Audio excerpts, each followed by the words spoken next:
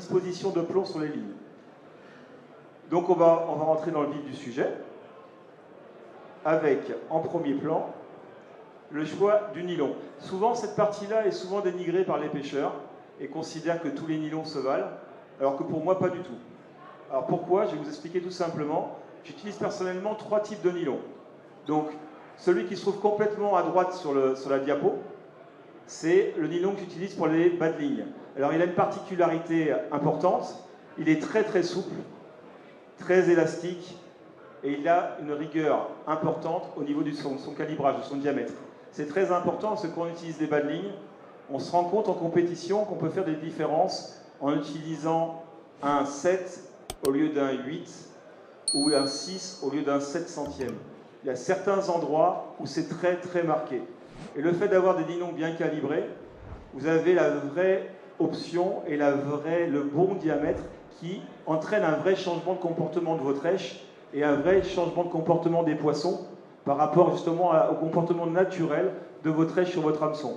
Donc pour moi, le nylon à bas de ligne, c'est un nylon très important. Il ne faut surtout pas prendre n'importe quoi. Il faut avoir des nylons très haut de gamme. Ça, c'est très important. Après, à côté, vous avez au centre le Super G Power. Alors, le Super G Power, c'est un nylon de qualité japonaise, très rigide, très solide, très résistant aux nœuds. C'est ce qu'on demande à un corps de ligne. C'est qu'il soit justement solide, qu'il soit résistant aux nœuds et que l'on puisse dépasser les plombs facilement sans risquer de le casser. Donc, c'est les qualités de ce nylon. Alors, pour moi, j'utilise sur toutes les pêches classiques de poissons blancs, c'est-à-dire aussi bien les pêches d'étangs, de canaux, dans tous les endroits, on va dire, en pleine eau, où il n'y a pas de zone encombrée, où il n'y a pas de risque particulier de casser la ligne le long d'un obstacle. Et après, sur la gauche, vous voyez un Fluoro Power. Alors ça là, c'est un nylon fluorocotyle. Est-ce que quelqu'un sait ce qu'est un fluorocotyle? Si quelqu'un a la réponse, peut lever la main. Ça parle à personne, fluorocotyle? Ce nylon-là. Donc je vais vous donner la particularité. Alors c'est un nylon très haut de gamme, un monofilament très haut de gamme, avec un revêtement en fluorocarbone. Alors c'est pas du fluorocarbone, c'est le nylon comme le Super G Power, un nylon très résistant aux nœuds, avec une couche supplémentaire de fluoro dessus. Alors son avantage c'est quoi? C'est plus rigide, il est beaucoup plus résistant à l'abrasion. Alors l'abrasion, ça va peut-être pas vous parler, c'est simplement l'action de frotter le nylon contre les obstacles.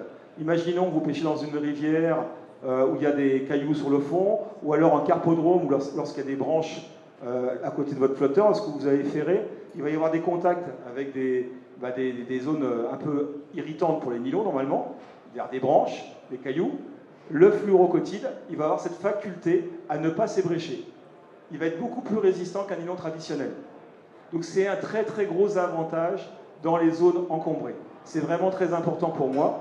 D'ailleurs, hier, à la compétition organisée ici pour le CIPAC, à la All-Star Game, j'ai utilisé ce nylon Fluoro Power. Pourquoi? Parce qu'il y a des rivières avec un peu d'herbe sur le fond, un peu d'encombré.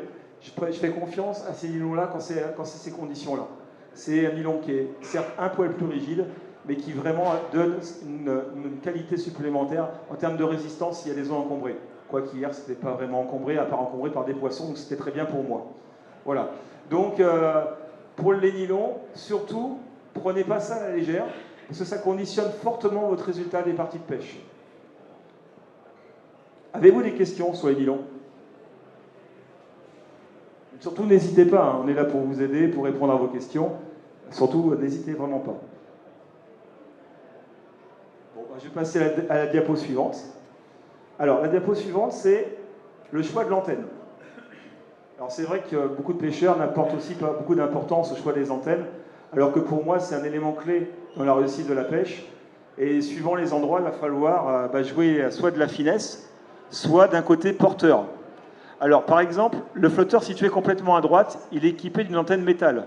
Alors, c'est vrai que pour des problèmes de vue, certains ne peuvent pas utiliser du métal, et c'est bien dommage, parce qu'il y a des conditions dans lesquelles le métal est vraiment supérieur aux autres antennes. Pourquoi? Parce qu'il a une pénétration dans l'eau beaucoup plus facile. Sa matière naturelle la fait couler, donc en fait, naturellement, à l'enfoncement, c'est beaucoup plus sensible. Mais l'inconvénient, c'est sa visibilité. Donc il peut y avoir un problème de vue éventuellement pour ceux qui ont cette difficulté-là. Par contre, je peux vous assurer que sur des pêches techniques, d'étang ou de canal, où les poissons sont un peu délicats et il faut pêcher avec des petits vers de vase, c'est vraiment bien supérieur aux autres antennes. Maintenant, il y a d'autres antennes qui sont plus polyvalentes en termes de visibilité, comme la fibre de verre. C'est le plus polyvalent, on va dire, des flotteurs en termes de sensibilité et visibilité. Donc la fibre de verre, pour moi, c'est un flotteur qu'on peut utiliser à bon escient 7 fois sur 10, surtout dans les pêches d'étang, de canaux. C'est vraiment le bon compromis, le passe-partout. Et ensuite, on a l'antenne en plastique pleine. Donc l'antenne en plastique pleine, l'avantage, c'est qu'elle est très visible. Elle est porteuse. Alors le fait qu'une antenne soit porteuse, ça peut avoir des avantages.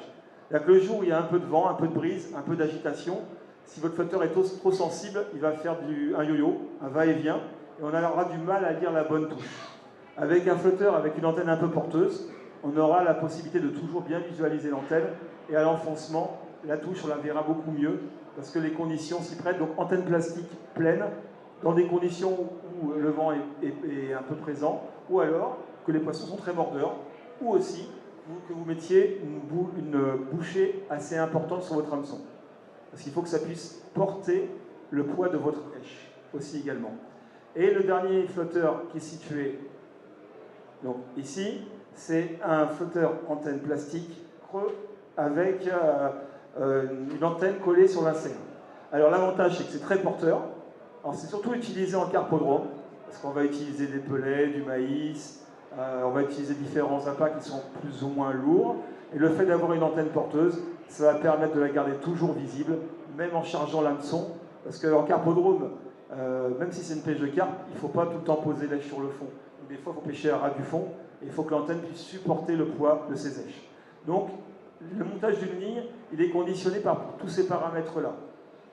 On choisit un bon nylon, on choisit l'antenne appropriée au parcours sur lequel on pêche. Par exemple, hier, j'ai pêché donc sur la rivière Somme. C'est la Somme? Ici, c'est bien ça. Je suis bien. Et du coup, le fond était assez encombré. J'ai utilisé l'antenne en plastique creuse. Donc c'était une boule avec une antenne plastique creuse. Ça permettait d'éviter les fausses touches, même si j'en avais quand même, parce qu'il y avait quand même pas mal d'herbe sur le fond. Et c'était mieux qu'une antenne plus fine, parce que sinon, elle aurait été toujours aspirée par le courant.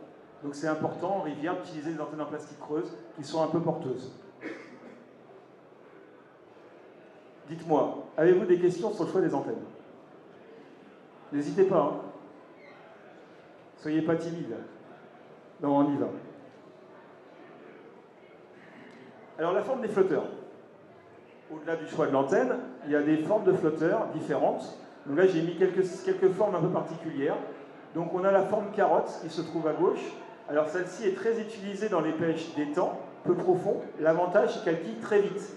C'est-à-dire qu'en fait, dès que vous mettez votre flotteur en place, le fait que la quille soit courte, le flotteur va se mettre en place très rapidement. Il va suivre très rapidement la plombée. C'est à utiliser dans les étangs peu profonds ou les canaux peu profonds. Les endroits où il y a moins d'1,50 m, 2 mètres grand maximum. Voilà. Après, vous avez la forme olive allongée, qui est plus destinée aux pêches techniques d'étangs, de canaux. Là, c'est vraiment un flotteur très technique, très sensible. De toute façon, on voit, en fait, plus le corps du flotteur est longiligne, plus il est effilé, et plus la pénétration dans l'eau du flotteur sera facile. Parce qu'en fait, ce qui est difficile généralement pour un flotteur quand il rentre dans l'eau, c'est lorsqu'il est trapu. Par exemple, ça vous imaginez bien, l'eau est ici. Pour tirer sur le flotteur, la masse d'eau à déplacer pour le faire couler est limitée à la largeur du flotteur. Plus un flotteur est étroit, plus il est sensible. Plus il est trapu, plus il est résistant à l'enfoncement. Donc c'est aussi un paramètre important à prendre en compte dans vos pêches. Si vous pêchez dans un étang peu profond, avec des conditions totalement lisses, grand soleil, pas de vent, et si on veut voir toutes les touches, il va plutôt falloir s'orienter sur un flotteur de mode effilé. Après, vous allez voir à côté une forme traditionnellement utilisée par les pêcheurs du Nord, la forme bouteille. Donc la forme bouteille, qui veut me poser des questions sur la forme des flotteurs?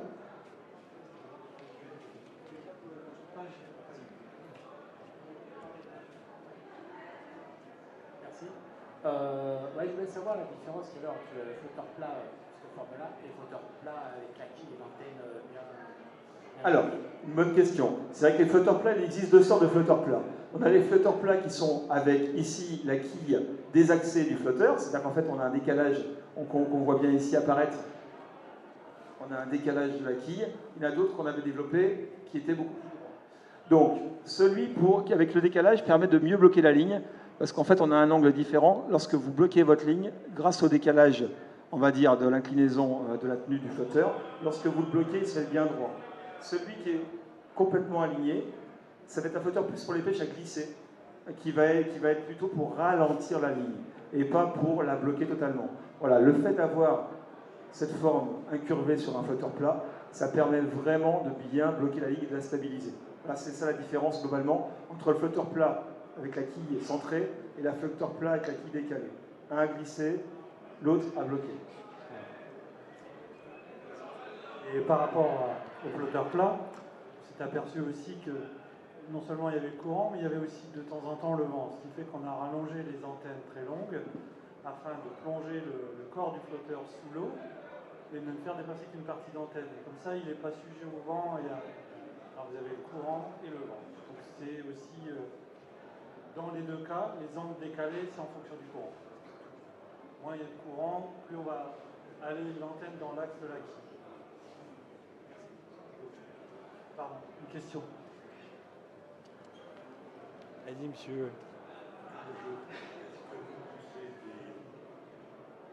Qu'est-ce que vous pensez des peintures sur les flotteurs? Contre le brillant. Essayez de mettre le micro plus près. Vous pouvez positionner la question. Question par rapport aux couleurs et au vernis sur les différents flotteurs. Les peintures, pardon. D'accord. Satiné, brillant. Ok, donc c'est vrai que sur les flotteurs, on a développé des séries avec différents vernissages. On a des vernissages mat et des vernissages brillants. Au-delà de la couleur, c'est plutôt la qualité du vernis qu'on utilise. Le vernis brillant, chez nous, c'est ce qu'on appelle le vernis hard skin. Alors hard skin, ça veut dire peau dure. C'est un vernis très très dur qui va permettre d'éviter tout marquage du flotteur, même en le déplaçant régulièrement, très fortement, même avec des bagues serrées. Alors l'avantage du vernis hard skin, c'est que ça assure une longévité très importante à votre flotteur. C'est quand même une évolution technique assez importante. Les vernis mat, eux, quant à eux, sont beaucoup plus légers. Donc, parce que le vernis, c'est un poids. Donc, plus on met un vernis dur, plus il est lourd sur le flotteur et plus le flotteur sera volumineux en termes de taille. Plus le vernis sera léger, plus le flotteur sera petit en taille et du coup, plus il sera sensible également à la touche. Donc, bien évidemment, il y a tout le temps du positif ou du négatif dans une version par rapport à une autre. Un vernis léger mat sera un flotteur plus sensible en règle générale. Un vernis hard skin dur va assurer la longévité de votre flotteur, il va durer longtemps dans le temps, mais il sera un poil moins sensible qu'un vernis mat. Voilà. On a toujours des plus et des moins sur chacun des produits.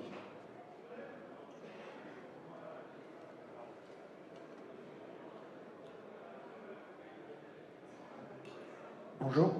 Bonjour. La gamme de flotteurs chez Garbolino est énorme. Sur moi qui pêche en loisir, je voudrais savoir 4-5 références de flotteurs qui pourraient être utiles pour ma pêche régulière, quoi. Alors vous pêchez en rivière, c'est ça? Rivière, temps, lac de barrage, principalement. Alors, pour faire simple, si on veut faire très court, en termes de flotteurs, il va falloir avoir un sac S. Il y a 2-3 flotteurs incontournables. Pour moi, le premier, la boule. La boule est vraiment le flotteur passe-partout en termes de pêche de rivière ou pêche de fond quand il y a du vent. On ne peut pas s'en passer, ça c'est sûr. Pour moi, ça serait le flotteur avec lequel je partirais d'office dans ma caisse. Après, j'aurais tout le temps un flotteur de ce type-là, très effilé, qui serait l'opposé de la boule, qui serait très sensible pour les pêches d'étang et de canot. Lorsque la pêche est technique, on part sur un flotteur forme olive allongée, et avec ça, on peut couvrir les pêches techniques. Donc on a 2 séries. Après, c'est pas suffisant. Un plat, c'est obligatoire. Parce que comment arrêter sa ligne si on n'a pas le flotteur plat en rivière? Donc un plat, pour moi aussi, est très important. Donc un plat, une boule, un flotteur olive allongée, ça c'est les 3 principaux. Et après, on va être dans le plus technique, mais il est intéressant celui-ci. Dans tous les étangs peu profonds, les pêches rapides de petits poissons, un flotteur qui se met très vite en place quand il y a du rythme. Les autres ne seront pas vraiment adaptés aux pêches de rythme. Celui-ci sera adapté aux pêches de rythme. Voilà, moi si je partais avec, entre guillemets, 5 séries, j'en suis pour l'instant arrêté à 4. La boule en premier, le flotteur est filé en deuxième, le plat en troisième, la carotte en quatrième, et je partirai sur une bouteille pour finir la cinquième ligne. Et je m'arrêterai à ça si je devais choisir que 5 séries, qui serait un flotteur destiné aux pêches de fond, polyvalent, lorsqu'on a du vent, dans un canal, dans un étang. Ça serait mes 5 séries avec lesquelles je partirais pour faire toutes mes compétitions. Avec ça, je pense que je pourrais tout couvrir. En tout cas, tout faire bien déjà avec ça. Pardon, il y avait une question.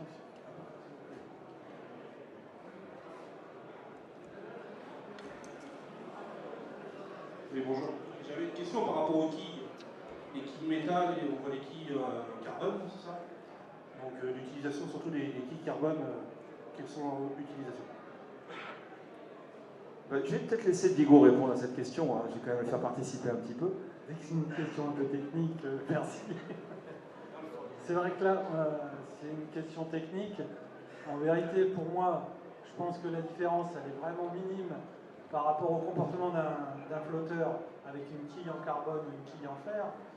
On a constaté dans les différents endroits où on pêche, théoriquement, que les quilles carbone, c'était plus destiné à des grandes profondeurs et à des poissons type carpe, carassin, des gros poissons, pour éviter que la quille se torde en cas de décroché. Et après, vraiment sur le comportement de la ligne dans l'eau, la différence n'est pas flagrante, quoi. Après, Stéphane, je ne sais pas ce que tu en penses, toi. Moi, j'ai eu du mal. En rivière, moi, je suis resté sur des quilles en fer. Le quille carbone, quand on va en Italie, ils ont tous des quilles carbone.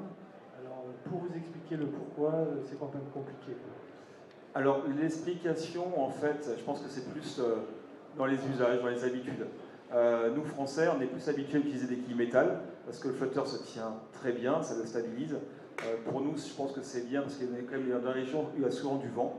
Et un flotteur aussi qui est stable, c'est quand même rassurant que de voir un flotteur qui bouge un peu, parce que le vent s'y met, et le carbone est tellement léger qu'il a tendance un peu à se coucher. Voilà, un petit peu. Maintenant, je pense qu'en Italie, en Espagne ou au Portugal, ils ont souvent des conditions météo plus favorables que nous. Ils ont souvent de la chaleur, du soleil, du vent, souvent un peu moins. Et ils utilisent beaucoup des flotteurs qui carbonent. Et c'est pour ça que les Italiens ont été les premiers à faire des beaux flotteurs. Je pense à Milo, je pense à toutes ces marques-là. Et avec la quille carbone, c'est répandu assez largement dans nos boutiques, chez nos détaillants. Et je pense que cet usage-là, si on se dit, tiens, la quille carbone, c'est important pour la France. Je pense que pour la France, on peut s'en passer. Mais, d'ailleurs, chez Garbolino, on a très peu de quille carbone. Pourquoi? Parce qu'on a une vision un peu française du développement et on développe des flotteurs qui sont plutôt adaptés à nos eaux plutôt qu'au marché étranger. Voilà.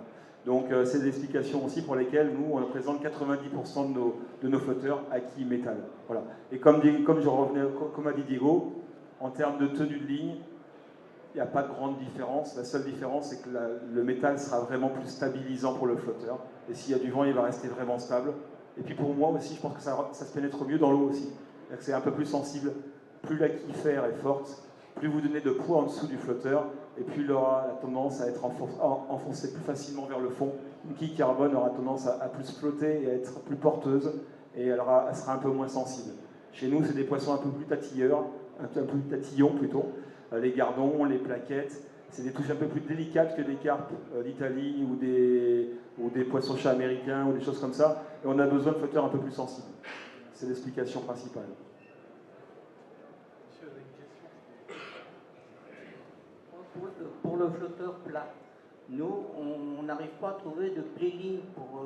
moi, chaque fois que je pêche au flotteur plat, je suis obligé de démonter mon flotteur et de le ranger dans ce que j'ai fabriqué pour moi. Tu veux répondre, Diego? Je réponds. Ranger la ligne, c'est ça, en fait, pour la stocker dans un endroit. Ouais. Ah, dans le plioir, sinon vous avez un flotteur, oui, ben on fait... Ouais, je peux répondre. Alors, moi j'ai 3 sortes de flotteurs plats, et effectivement, il faut des casiers de 60 pour pouvoir ranger de 1 grain de plat jusqu'à 50 grammes plat. Et c'est vrai que si on laisse le flotteur plat en le rangeant sur le plioir, à un moment donné, il va se coucher, il va avoir la marque du plioir. L'idéal, c'est sur votre plioir de marquer le nom du flotteur, de marquer le flotteur sur lequel vous avez pris la plombée et de le stocker à côté. C'est-à-dire que sur votre plioir, vous aurez le poids, le numéro du flotteur que vous aurez marqué, et après, on est obligé de faire ça. Sinon, quasi entier de plat et ça prend une place terrible, quoi. Pour l'instant, c'est vrai qu'il n'y a pas eu grand-chose d'innové pour ranger ce genre de flotteur qui, à chaque fois... Alors surtout les nouveaux en Balsa, là, ils prennent un pet facilement, quoi. Alors, pour répondre en complément à ce qu'a dit Diego, si vous remarquez sur les flotteurs plats, chez nous, il n'y a pas d'œillet ici. Donc ils sont démontables exprès justement par rapport à ça. Parce qu'on ne veut pas mettre d'œillet, justement, pour ne pas vous contrarier à passer le fil dans le flotteur et vous contraindre de mettre le flotteur sur un plioir. Ça permet vraiment de le démonter facilement et de le remettre en position quand vous pêchez. C'est le plus important. Donc c'est pour ça qu'il n'y a pas du tout d'œillet sur nos flotteurs plats. Je vous propose de passer à l'image suivante parce qu'on a beaucoup de choses à vous montrer et je pense qu'on n'aura pas le temps de tout voir si malheureusement on reste sur ce sujet-là. Et je suis vraiment désolé, mais on va avancer sur la slide suivante. Ou alors une dernière question, tant que je mette la slide. Il y avait une question au fond pour le monsieur là-bas. Ah, pardon.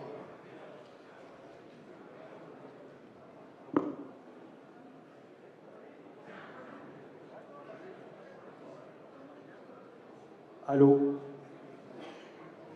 Oui, bonsoir. Pour ceux qui ont des difficultés à voir leur antenne au loin, c'est mon cas, y a-t-il un inconvénient à utiliser un flotteur tel que celui-ci, mais avec une antenne plus grosse? Est-ce que ça a un impact sur la pêche en question, de façon à voir son antenne un peu mieux? Alors déjà, il y a un point important dans votre question. Un flotteur est fait pour être vu. Il n'y a rien de pire pour un pêcheur de ne pas voir son flotteur. Parce qu'on ne peut pas prendre de poisson si on n'arrive pas à voir la touche. La touche, il faut la visualiser. Ça ne sert à rien de pêcher avec des flotteurs trop fins si le pêcheur ne voit pas son flotteur. Donc déjà, il faut l'adapter à sa vue. Donc déjà, bien évidemment, si vous ne le voyez pas, il faut grossir l'antenne. On n'a pas le choix. Là, c'est normal, il faut voir son flotteur. Maintenant, il y a un inconvénient principal à tout ça. Plus le flotteur sera visible, plus il sera gros en diamètre, et plus le diamètre est gros, plus la pénétration dans l'eau sera difficile. Donc vous allez perdre en sensibilité, et ça on ne peut rien y faire malheureusement. Il n'y a pas de remède miracle pour, on va dire, rendre un flotteur visible et sensible. À part l'utilisation, comme pour les flotteurs anglais, d'antennes plastiques creuses, mais quand je dis creuses, c'est creuses comme des pailles, où là vous pouvez avoir une grosse antenne très sensible. Mais sur des flotteurs au cou, ça n'existe pas généralement. Ça existe pour l'anglaise, et ça n'existe pas pour le cou. Et c'est vrai que Diego a peut-être une solution à proposer. Alors, si c'est pour une pêche de loisir, j'ai pêché avec des personnes qui avaient des difficultés pour voir l'antenne.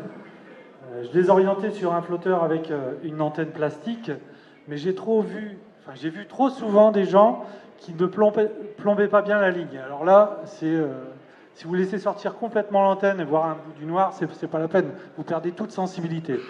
Si vous prenez un flotteur avec une grosse antenne, mais que vous l'équilibrez jusqu'à 1 cm dans l'eau, si elle est grosse, vous la verrez, quoi. Et là, vous allez gagner tout en sensibilité. Le problème, c'est vraiment de bien plomber sa grosse antenne, mais à mi-antenne, immergée sous l'eau, vous laissez que la moitié d'antenne. Et là, vous allez avoir une sensibilité presque pareille à un flotteur classique, quoi. Pour moi, c'est pas un inconvénient. Du moment que vous plombez bien votre ligne avec une grosse antenne, je pense que ça peut le faire, quoi. Parce que j'ai déjà pêché en américaine avec des personnes qui voyaient un peu moins bien. Je mettais un flotteur avec une grosse antenne, je lui équilibrais un peu bien, il avait autant de touches, quoi. Voilà. Donc c'est vrai que la solution, bien sûr, c'est l'équilibrage au maximum des grosses antennes. Voilà. Là, on est vraiment... D'ailleurs, dans notre gamme, on a des flotteurs avec des très grosses antennes plastiques. Et l'idéal, c'est du plastique plein. Pourquoi plein? Parce qu'il est moins porteur que le plastique creux. Et du coup, malgré sa grosseur, il sera sensible malgré tout. Parce que du plastique creux, il y a de l'air à l'intérieur et ça le rend plus porteur et un peu moins sensible. Donc prenez des grosses plastiques creuses, grosses plastiques pleines, on en a dans la gamme, il n'y a aucun problème. Alors je vous propose de passer à la slide suivante. Là, ça va être Jean-Michel qui va nous faire la présentation un peu des antennes. C'est aussi le choix des flotteurs pour pêcher la carpe. Donc là, on retrouve le cas de figure de flotteurs classiques, hein. On peut s'étaler, mais là, c'est le premier, c'est des SP I27, c'est des antennes assez fines, 1,5, 1,25, pardon. C'est des flotteurs qui sont destinés à des pêches techniques ou voilà, avec des petites touches timides, parce qu'on prend souvent le cas de carpes en disant « oh, c'est des gros poissons, on prend ça à la régalade », mais quand on se trouve en compétition, ça change tout de suite et les touches sont plus du tout pareilles, donc il faut réellement aller chercher ces touches-là et on obtient beaucoup plus de résultats des fois avec des antennes comme ils disent au cou, hein, noyées avec très peu de vue d'antenne, mais voilà, avec une antenne qui soit visible. Et moi j'utilise beaucoup ces flotteurs-là pour des pêches techniques, on va dire.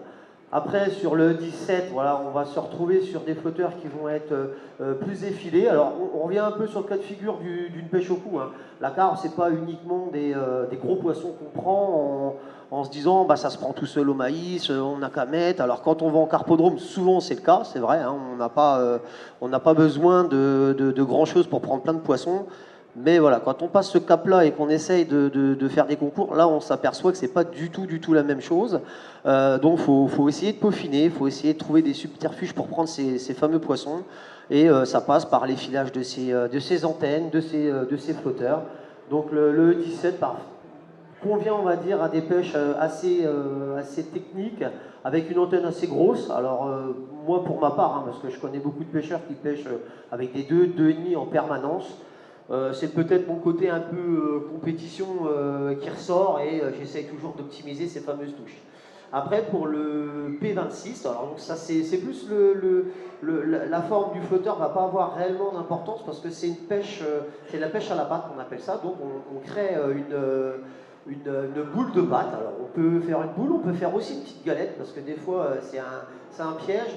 Quand le poisson, enfin quand la carpe a pris l'habitude de voir une boule, elle se dit hop stop, attention, c'est une boule, ça fait bizarre. Et des fois je vous conseille, c'est d'écraser un petit peu, c'est une petite cuillère et vous la posez dans le fond et elle se méfie moins et elle aspire la cuillère et ça fait des réelles touches réellement meilleures. La particularité du P26, c'est son antenne qui est très longue avec voilà, une colorie différente pour faire un marquage parce qu'on s'aperçoit donc à la patte qu'on a une multitude de fausses touches, c'est même incroyable de voir ça, c'est sans cesse des coups de fusil, et il y a une réelle lecture de touches à la patte. Après on prend l'habitude, hein, parce qu'on se fait avoir 10 fois avant de prendre un poisson, et après on se fait plus avoir évidemment, parce qu'il y en a marre de changer à chaque fois, de ramener la boule de patte, mais une vraie lecture, et cette antenne, cette fameuse antenne qui fait presque une dizaine de centimètres, permet d'accentuer, et une fois que l'antenne est réellement bien enfoncée, c'est là qu'il faut faire. Alors il y a un vrai apprentissage par rapport à ça. Après sur les X08, là on va être sur des flotteurs où on va être plus, voilà, alors des grosses antennes porteuses, on en revient toujours au coup, hein, on n'a rien inventé. Pour mettre des grosses èches, on va passer sur des pelets, sur du pois chiche, donc des pelets, des gros pelets souvent, parce que j'utilise des 4 mm expandeurs, donc très légers, on verra après. Là on va être sur voilà, du gros maïs, des doubles maïs, voilà, souvent destinés à des pêches de bordure, dans les arbres ou dans très peu d'eau et combattre des gros poissons la plupart du temps. Alors le dernier.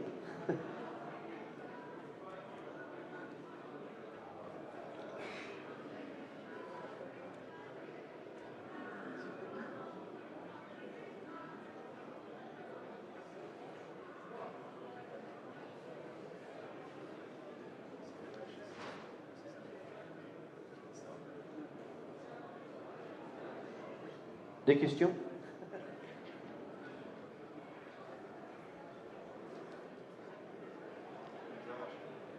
Alors, le C76, alors c'est des flotteurs qui ne sont pas réellement faits pour être dans la finesse, voilà, c'est des flotteurs destinés pour des pêches, soit du slapping, soit la fronde, enfin voilà, destinés floche, un peu, c'est des pêches de surface. On va se retrouver avec des petits, plus avertisseurs de touche, plus des flotteurs de soutien, c'est-à-dire on va pouvoir pêcher avec des èches assez volumineuses, je pense aux pelets souvent durs, qu'on met sur bague, et ça va permettre de pouvoir pêcher entre deux eaux, parce que souvent on s'aperçoit, souvent l'été quand même, que le poisson a tendance à se trouver entre deux eaux, des fois même en surface, on amorce et on voit des remous, voire les carpes si on a portée de vue, et on s'aperçoit qu'on prend énormément de poissons comme ça avec ce genre de petits flotteurs qui permet aussi bien de pêcher à l'asticot qu'avec des gros flotteurs. Alors là, on va vraiment, ça va être une pêche comment je pourrais dire, de chasse en fin de compte. On va jeter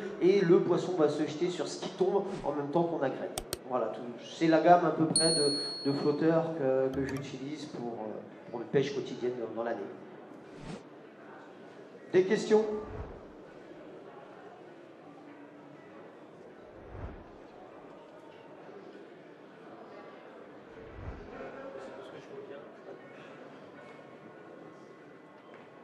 Oui, bonjour, j'aurais voulu savoir quel type de plan vous utilisez, cylindrique ou Moi, je n'utilise pas les cylindriques. Alors, peut-être maintenant, il y a de l'évolution, mais en carpodrome, on utilise souvent quand même des nylons qui sont de fort diamètre. 16, moi, je ne suis pas un fervent de très gros fils, mais 16, 18, 20, 22, des fois, donc tout de suite, c'est quand même des sections qui sont assez importantes. Et on s'aperçoit que tous les plombs ne passent pas sur du 22. Et je vais vous montrer sur la photo suivante qu'en fin de compte, je n'utilise pas forcément des poids de ligne très très très lourds. Donc évidemment, quand on pêche avec des 0,30, 0,20 et voire 0,10, on ne peut pas s'amuser à mettre sur du 20 centièmes, mettre des tout petits. Donc moi, j'utilise tout le temps, même à part quand c'est des très gros, des gros flotteurs où il faut mettre des cendrées plus importantes, j'utilise uniquement des fendus, uniquement ça, tout le temps. Après, on va voir une petite démonstration sur des lignes que je pratique tout le temps.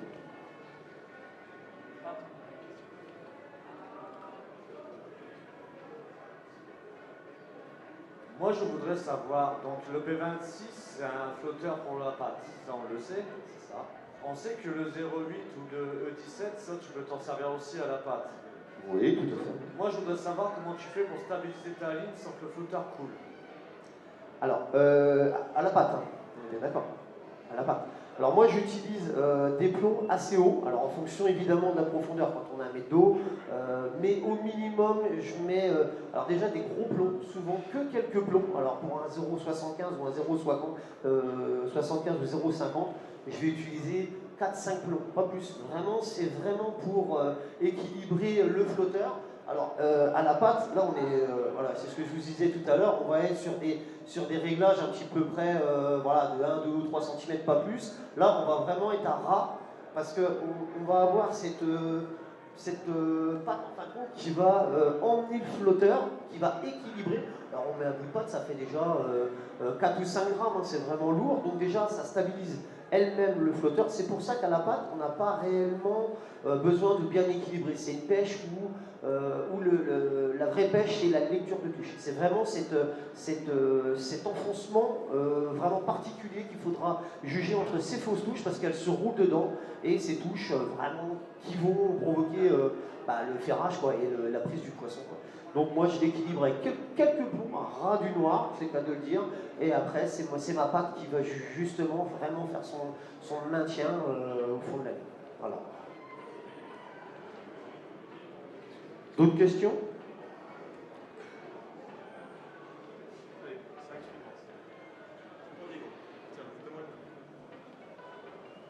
Donc là, on va voir vraiment, on va attaquer les montages de lignes. Donc des croquis très précis sur les flotteurs, les dispositions de plomb, les diamètres de fil à utiliser. Je pense que c'est des croquis très intéressants. Vous pouvez vous calquer là-dessus pour vos montages de lignes. Vous êtes sûr d'être dans le vrai. Donc c'est Diego qui va présenter son montage. Donc là, c'est un montage pour la pêche de canal. J'ai pris sur la diapo, j'ai pris un flotteur d'une portance de 0,60. Voilà. Alors j'explique un petit peu moi mon montage. Donc j'ai mon plan de touche. Sur un 0,60, je mets un numéro 10. Pour éviter les emmêlages, je vais grossir mon plomb intermédiaire. Donc le plomb intermédiaire, c'est le plomb qui se trouve entre la masse et le plomb de touche. Donc je mets à 15 cm. Alors la petite astuce, c'est sur les plioirs jaunes, vous avez 15 cm, donc vous pouvez vous repérer facilement quand vous faites votre ligne. Et au-dessus donc de mon plomb intermédiaire à 13 cm. Donc c'est calculé en fait pour éviter l'emmêlage quand vous jetez la ligne. Hein, ça s'étend et ça évite que tout s'en mêle. Sur ma plan B principale, je mets 3 plombs numéro 9, donc 3 plombs intermédiaires, parce qu'en fait, ce que j'aime bien faire, c'est que plutôt de changer de kit et de changer de poids de flotteur, moi je monte moins de kit, mais par contre je joue beaucoup avec les plombs. Si je veux me retrouver avec une ligne un peu plus dure, quand on dit ligne un peu plus dure, c'est-à-dire que vous avez moins de fausses touches et qu'on a envie que la ligne se mette en place tout de suite, je descends mon plomb de 9, donc mon plomb intermédiaire, sur le plomb de 10, et je peux à ce moment-là descendre les 3 plombs à la place du numéro 9. Donc en fait, je mets 3 plombs là que je peux répartir sur les 28 cm qu'il y a entre le plomb de touche et la masse principale. Voilà.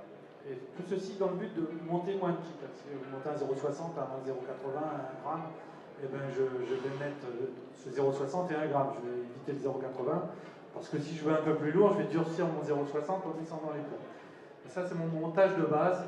Et en fait, ce qui explique la différence des plombs, c'est pour éviter les emmêlages quand on jette la ligne à l'eau. Voilà.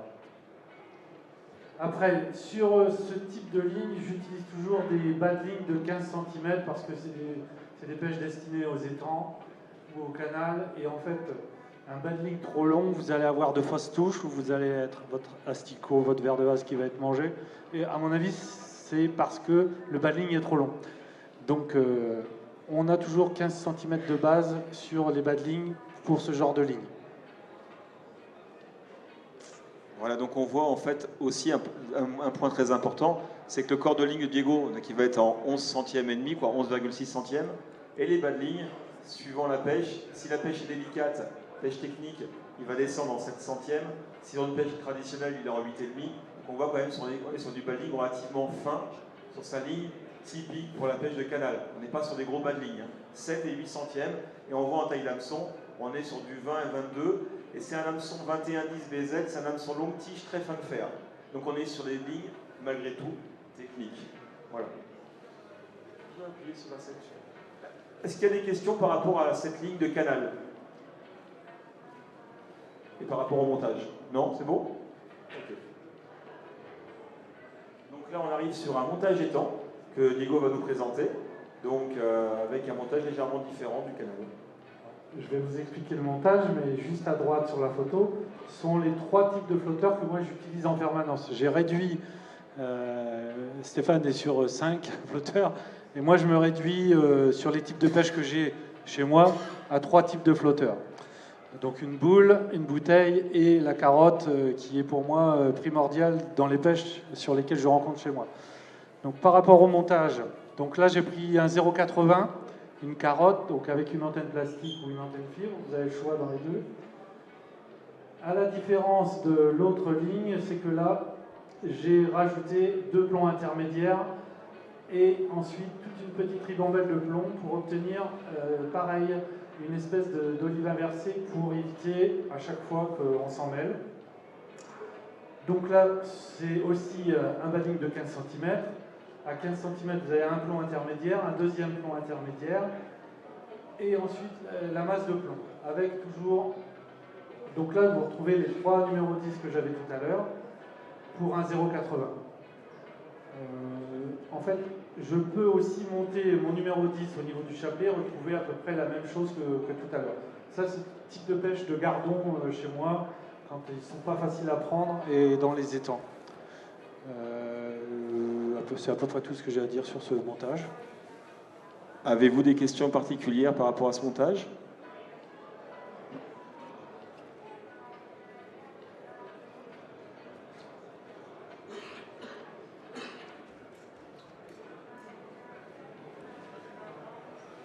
Je voulais vous demander si on pouvait remplacer la masse par une olivette.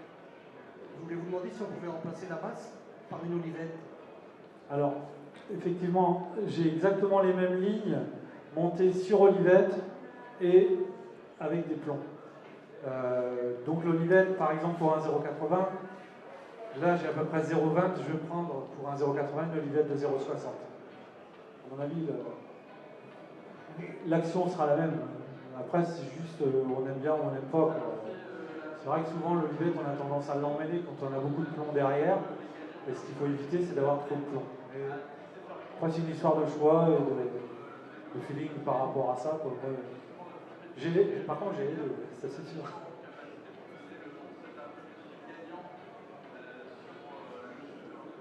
Alors moi j'avais une petite question, c'était sur la longueur des bas de ligne. En fait, 15 cm, ça paraît énorme si on veut détecter des touches à relever. En fait, le plomb vient carrément au-dessus du bas de ligne. Si vous rallongez, en fait, moi l'idée c'est un petit peu le contraire. Mettre un bas de ligne de 20 cm, mais un plomb de touche sur mon bas de ligne, voire deux plombs. En fait, ça permet de détecter les touches à relever, notamment pour la pêche de vrac. Alors ça, le souci du plomb sur le bas de ligne, ça a été vite réglé l'histoire, parce qu'en compétition, à la différence du loisir, c'est qu'on n'a pas le temps. Donc, quand vous avez un bas de ligne de 15 cm, vous changez votre plomb pour avoir une souplesse, d'accord? Si vous avez le malheur, enfin, c'est pas un malheur, mais en compétition, vous devez changer votre bas de ligne, et en plus vous devez rajouter un plomb sur le bas de ligne, se rappeler où il était, c'est l'inconvénient. C'est uniquement pour ça qu'on dépêche de gardon des petits pois de flotteurs, on garde 15 cm, d'accord? Et par contre, les pêches en étang, vous allez vous adresser à des grosses brèmes ou des grosses sèches que vous allez faire traîner sur le fond, c'est sûr qu'on peut passer sur un 20 cm de bas de ligne, c'est pas gênant. Mais c'est plus là quand il va falloir traîner et essayer d'attraper des gros poissons.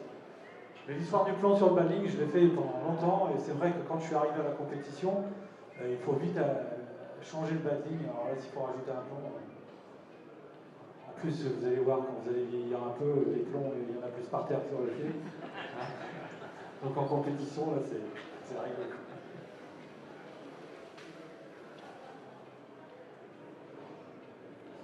Bonsoir.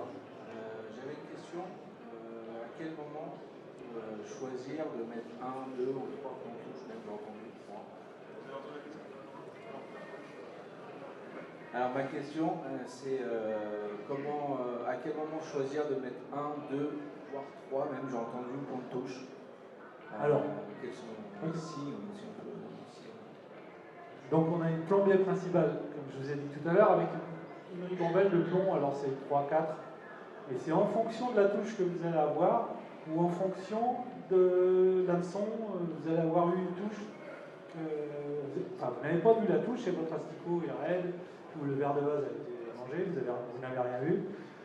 Donc là, on joue sur le plomb. C'est que si vous avez été mangé, vous avez pas vu la touche, c'est qu'en fait, le poisson a eu le temps de choper l'appât sans vous transmettre la touche. Donc là, il faut durcir.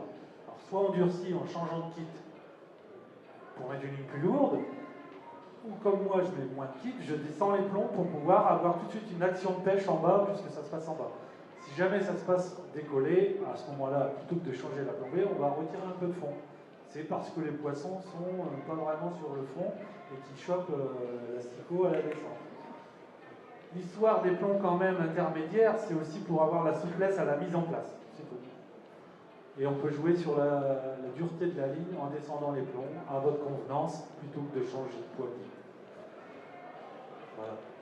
On va passer à la slide suivante parce qu'elle a encore beaucoup à voir et on voit que le temps tombe très vite. Donc on va y aller.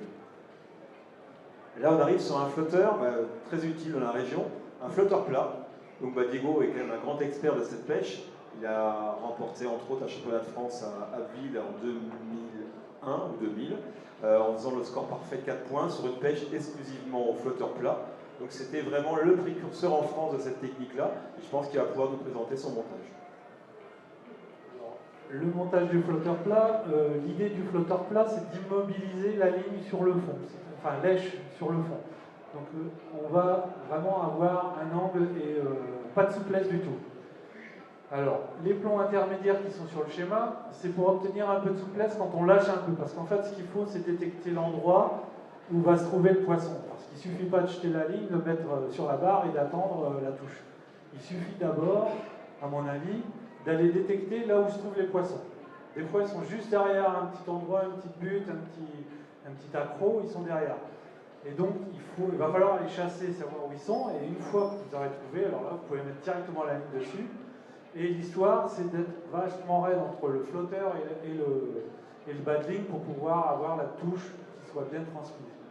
Donc là, le schéma, il est quand même dans une souplesse pour au démarrage aller chercher un peu dans la coulée. C'est-à-dire déplacer, des fois, déplacer la ligne plutôt que d'aller laisser glisser parce qu'elle glisse pas, de temps en temps ça arrive, il y a un accro, donc on la soulève, on la déplace et on se cale. Donc là c'est un peu souple, mais c'est aussi avec, vous avez vu tous les plombs qu'il y a au-dessus avant la masse principale, où là on va descendre, quand on aura trouvé les poissons et qu'ils sont mordeurs, vous pouvez descendre 2 plombs de touche, voire 3 plombs de touche, et là vraiment on sera vraiment sur le raid, et tout de suite la touche est transmise, et là il n'y a pas de souci. Donc là, les badlings, c'est en 20 cm parce qu'on va caler quand même là sur le fond et souvent on a quand même une grosse bouchée de verre de vase avec un gauzer, avec 2 asticots, un verre de terre, des choses comme ça. Donc c'est quand même, à mon avis, les 20 cm, moi j'utilise les 20 cm qui traînent par terre souvent. Pas au début, parce qu'au début on va chasser le poisson, essayer de détecter où ils sont, parce qu'en fait ils sont toujours au même endroit, souvent les gros poissons. Je pense qu'hier, tu pourras en parler, je pense que c'était le cas. Et une fois qu'on les a trouvés, on peut descendre la plombée principale et stopper vraiment là où il y a les touches. Et on peut traîner de 20 cm. Ça n'a pas d'influence sur la touche. Oui, je pense qu'on aura l'occasion de parler après, à la remise des prix de la Star Wars, la technique utilisée hier sur la rivière. Mais c'est vrai que Diego a raison, les poissons, généralement, dans une zone assez restreinte, malgré que ce soit des gros poissons, ils ne sont pas sur 10 mètres de coulée, ils se situent généralement sur 1 mètre, 1 mètre 50 au grand maximum. Et il faut vraiment exploiter une zone assez restreinte pour déclencher les touches. Et il arrive parfois d'aller chasser les poissons. Et pour vraiment stopper la ligne, on va prendre le flotteur plat parce qu'il y a ça qui pêche vraiment bien. Et d'aller tout doucement, justement, trouver le poisson là où il se trouve. Des fois, c'est 4 brèmes à prendre en 3 heures. Et là, vous ne pouvez pas attendre le flotteur immobile. Vous allez essayer d'aller tenter le poisson qui, lui, va le choper, quoi, le verre de vase, le verre de terre. C'est pour ça qu'il faut quand même un peu de souplesse dans le plat. Le plat, c'est pas un gros plat, je mets, je pose et j'attends. Enfin, pour moi, c'est pas ça la pêche du plat. La subtilité, c'est justement d'avoir un peu de souplesse dans ce montage-là et d'aller détecter une brème, un barbeau, un goujon, comme hier. Et là, bien sûr, ce qu'on peut remarquer sur les 3 schémas mis en place par Diego, toujours la même chose, un nylon pour le corps de ligne, le Super G Power, et en bas de ligne, un nylon vraiment dédié pour le bas de ligne, qui est vraiment un nylon plus régulier, plus souple, le Super Soft. Ça, c'est très important dans les montages de vos lignes. On peut passer à la slide suivante, parce que le temps passe un peu vite. Là, je vous ai fait un petit schéma sur le montage pour la pêche de friture et d'ablette. Une pêche qui se pratiquait beaucoup avant, qui se perd un petit peu, mais qui existe dans certaines régions. Donc là, c'est des montages beaucoup plus... c'est très souple, on va dire. C'est très souple et c'est très bas. Un badling court, 10 cm, pour détecter les touches à la descente, parce qu'il faut un badling très court pour détecter la moindre touche à peine descendue. Et puis des plombs assez petits, là sur un flotteur de 0,40. On commence par un 12 en bas, 6 cm au-dessus, un 11, 4 cm au-dessus, un 10, 3 cm au-dessus, la ribambelle de plomb numéro 6. Et là, on a une ligne qui va pêcher tout doucement en se posant naturellement. Je ne suis pas partisan des plombs tout groupés en bas. Il y en a qui pêchent les ablettes ou les petits poissons en mettant tous les plombs à la boucle du badling. Ça ne me convient pas du tout, parce que pour moi, ça descend trop vite et on n'arrive pas à voir les touches à la descente.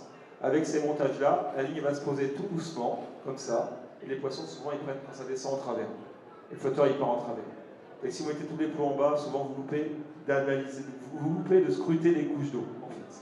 Donc ça, c'est vraiment supérieur à des montages brutals tout en bas. Donc, pareil, sur les hameçons, sur les fils, 6 centièmes, 7 centièmes en badling, c'est des badlings très petits en fil. Les ablettes, c'est très exigeant en termes de grosseur de fil et d'hameçon. Donc on est sur des petits hameçons, 24 et 22, ça paraît peut-être petit, mais c'est ce qui permet d'avoir des touches. Avez-vous des questions sur ces montages? On passe au suivant. Ah, si. Il faut savoir, juste avant, que tous ces montages-là, vous les retrouverez en ligne sur notre page garbolino.fr. Toutes les slides seront hébergées là-bas. Vous pourrez les reprendre tranquillement, à tête reposée pour vos montages, il n'y a pas de souci. Ça sera des données qui seront disponibles. Juste pour les lignes en étang, tout à l'heure, vous disiez que vous aviez les mêmes montages, plombés avec des plombs et d'autres avec des olivettes. À quel moment vous décidez d'utiliser la ligne uniquement avec les plombs et la ligne uniquement avec pas uniquement, mais avec l'olivette?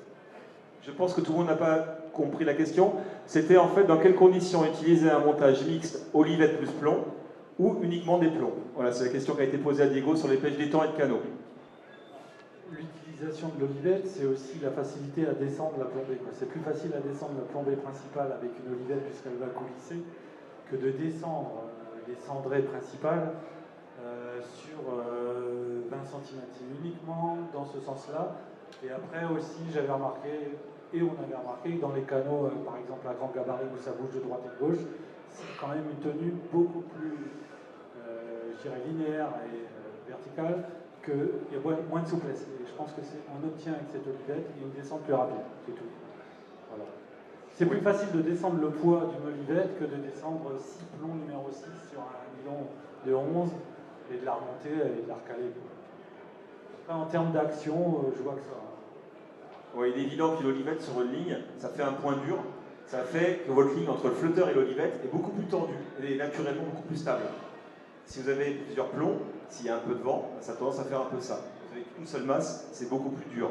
Donc ça a l'avantage d'être de ligne un peu plus stable, un peu plus, on va dire, calme sur le fond. Ça peut être intéressant pour ces pêches-là, pour des pêches où il faut des lignes stables.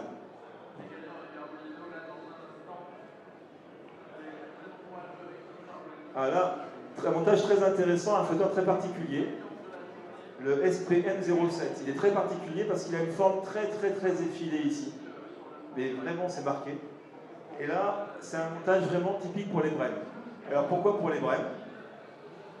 Parce qu'en fait, souvent les brèmes ont tendance à faire des touches en relevé.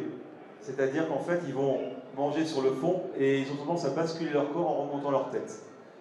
Alors pour visualiser la touche, on fait ce qu'on appelle une double charge. On appelle ça la double bulk, je crois.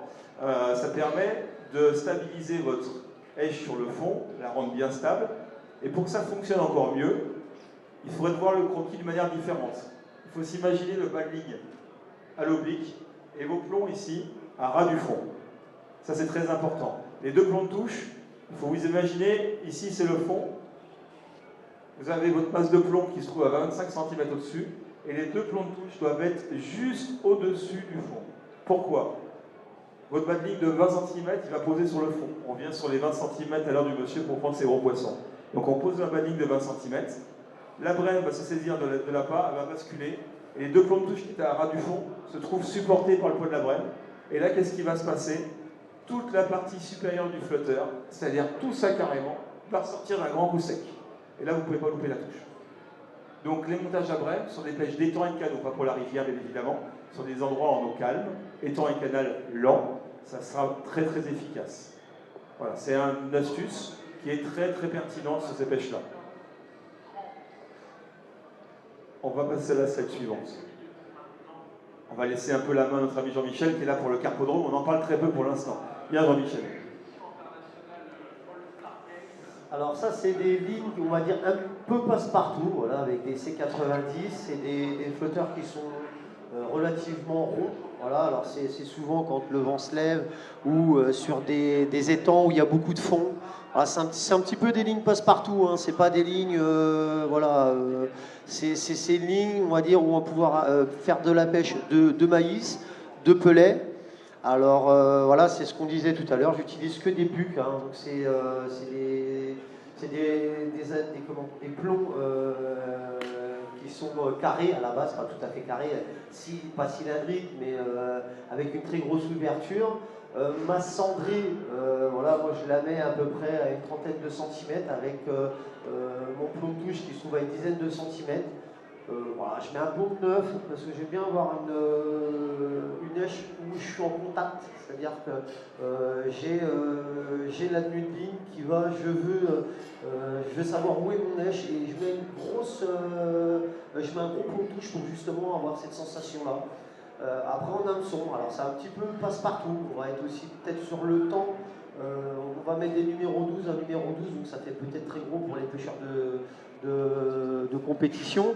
Après pour la carpe, faut quand même, c'est des poissons qui font 1 kg, 2 kg, 3 kg, donc il ne faut pas non plus mettre des trop petits hameçons sur des pêches d'été, hein, où il y a un rythme, où il n'y a pas trop de difficultés, on va dire, dans la pêche.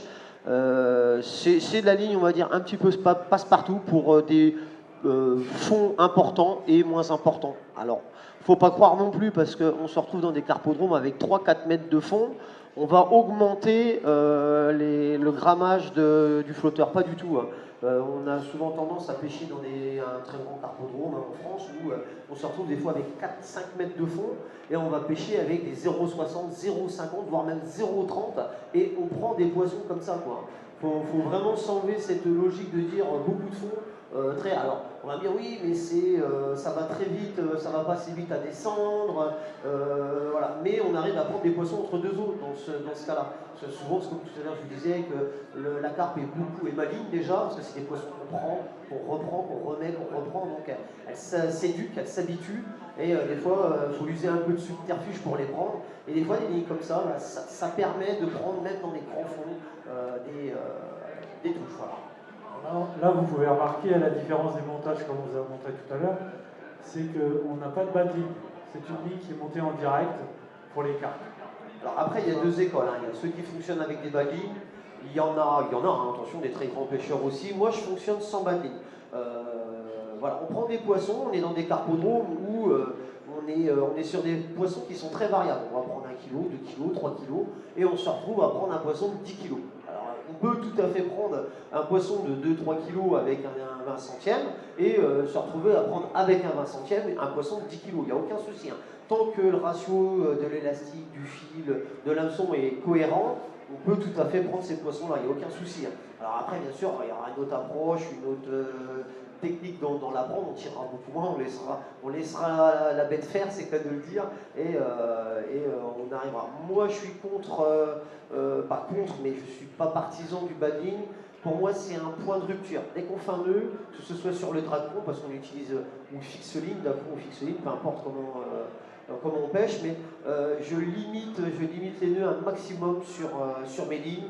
Je préfère multiplier les kits, les lignes, et avoir une cohérence dans mes...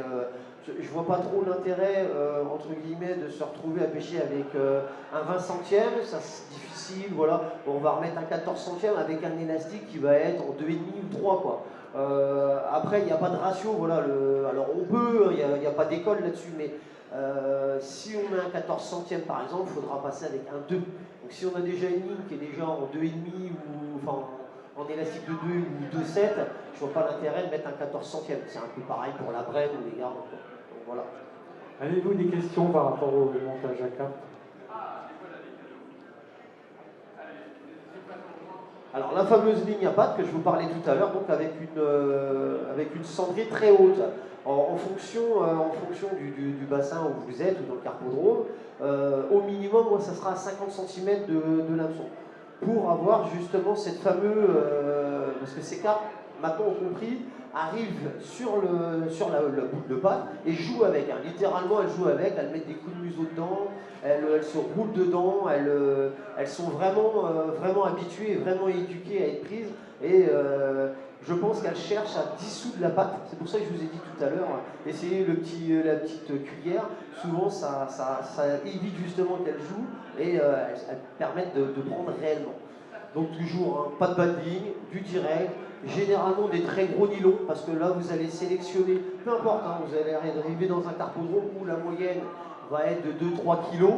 Vous allez avoir tendance à prendre plutôt ceux qui font 2 ou 3 kg que 1 ou 2 ou 3 kg, quoi. Ça va vraiment être très marquant à la patte de prendre des gros poissons, voire même des très gros poissons la plupart du temps. Donc voilà. Ah, une question, monsieur. Oui.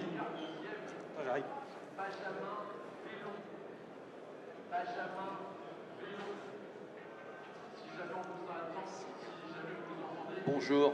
Bonjour. Vous m'entendez? Allez-y, oui. La question que je me pose, c'est justement tout à l'heure vous parliez de fond de 3 à 4 mètres. Oui. Une portance de 0,6 par temps calme, ok. Mais s'il y a beaucoup de vent, est-ce qu'il n'est pas préférable de pêcher avec un flotteur de 2 à 2,5 grammes? Ouais, alors pour la stabilité de la ligne. Oui, tout à fait. Qu'elle fasse ça. Alors, oui, c'est une bonne question, parce que de toute façon, c'est ce que je vous disais tout à l'heure, on crée une boule de patte qui fait 3, 4, 5, 10 grammes même. Donc en fin de compte, c'est plutôt un effet mécanique de patte qui va vous faire tenir votre ligne en fin de compte. Donc l'important, vous pouvez, moi j'ai commencé des fois à pêcher à la patte, on mettait 2 grammes non plombés. C'était uniquement la patte qui faisait l'équilibrage avec un bon réglage du flotteur en fin de compte. Je serais tenté de dire, voilà, l'avertisseur de touche qui est l'antenne, c'est ça qui est réellement important. Après, oui, vous pouvez mettre 2 grammes, hein, ça pose pas de problème. C'est vraiment, faut s'imaginer une pêche de plombée. Enfin, donc on est plus sur ce type de plombée, enfin de pêche au plombé, c'est-à-dire que c'est posé par terre et il faut attendre que la carpe saisisse comme il faut, parce que c'est ça le vrai hic à la patte. Donc voilà, alors l'importance du grammage à la patte, il n'y en a pas trop, surtout sur des grandes profondeurs. Je vous invite, oui, à monter des grammages plus importants, si vous le voulez, mais même avec un 0,75, avec 3-4 mètres de profondeur, ça ira très bien, il n'y a aucun souci, ne vous inquiétez pas là-dessus. Même avec du vent, serrez plus la patte, peut-être à ce moment-là, et ça justement, ça tiendra un peu plus la ligne. Pas de questions ?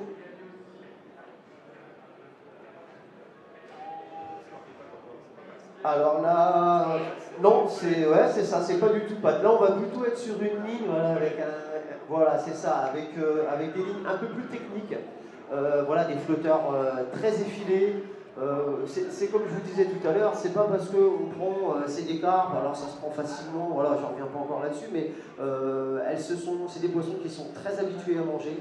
Donc il faut être vraiment précis sur les touches, il faut vraiment adapter sa pêche en fonction de ça. Donc il faut quand même des lignes, parce que quand ça se durcit, ou quand on arrive un petit peu là au premier coup de gelée du matin, on arrive sur les plans d'eau, généralement sont très frileuses. Il faut provoquer ces touches-là, c'est-à-dire qu'elles sont là. Hein. L'avantage qu'on a dans le Carpodrome, c'est qu'on sait qu'elles sont là. Donc il n'y a pas, c'est pas comme dans les bras de la Somme où elles sont là ou pas là. Enfin bon, voilà, là dans le Carpodrome, tu sais qu'elles sont là, donc il faut que tu les prennes.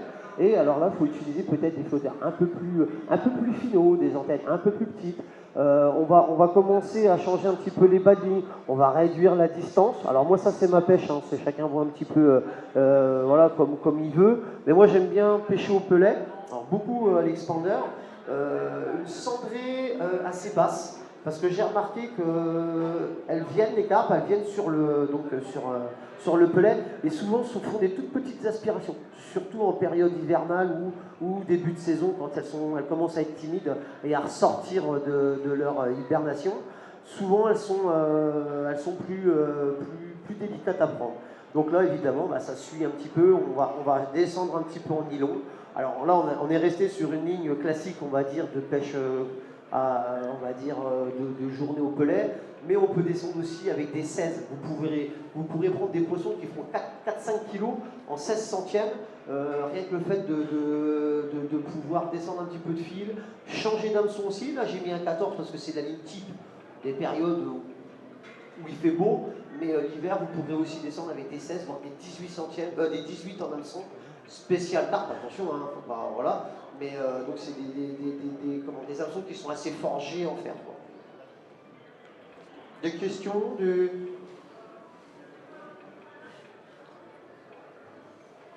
Donc c'est bon. Alors là, on va arriver sur un nouveau point. On a vu les montages de lignes, on a vu les fils à choisir. Maintenant, ce qui est le plus important pour moi aussi dans la ligne, je sais, on est un petit peu en retard, je suis désolé, on va essayer de faire plus. D'accord, on va essayer de faire rapide. Donc là, je vous présente rapidement, c'est le tableau avec la force des hameçons et leur forme. Ça, vous pouvez le retrouver sur le stand Garbolino. Là, on est juste à côté, il est affiché en grand. Ça vous permet d'avoir les différentes formes d'hameçons, les références, la force de fer des hameçons, parce qu'en fonction de la force de fer, plus le fer est fin, plus l'hameçon est facile à assimiler par les poissons, et les poissons vont se faire attraper plus facilement. Plus l'hameçon est fort, plus vous pourrez prendre des poissons puissants. Donc il faut quand même avoir des hameçons aussi très puissants et d'autres très légers.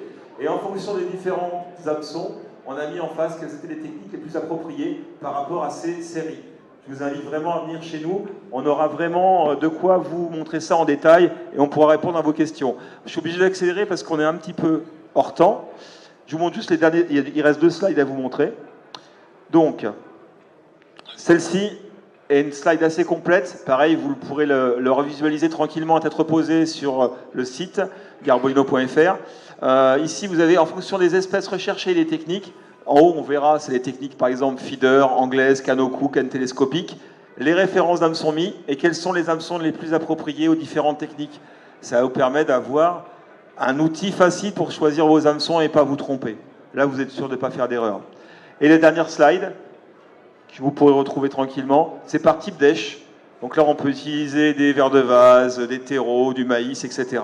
Et en fonction des èches que vous allez utiliser, il y a des références qui sont plus ou moins adaptées. Et là, grâce à ça, vous trouverez rapidement quelle est la référence adaptée en fonction de l'èche que vous allez utiliser. Voilà.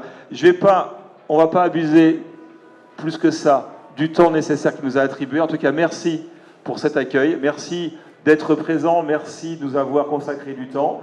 La publication de l'ensemble des slides sera disponible à 19h sur notre page Facebook, Garbolino France. Et vous pourrez la retrouver aussi sur le site garbolino.fr dès 19h.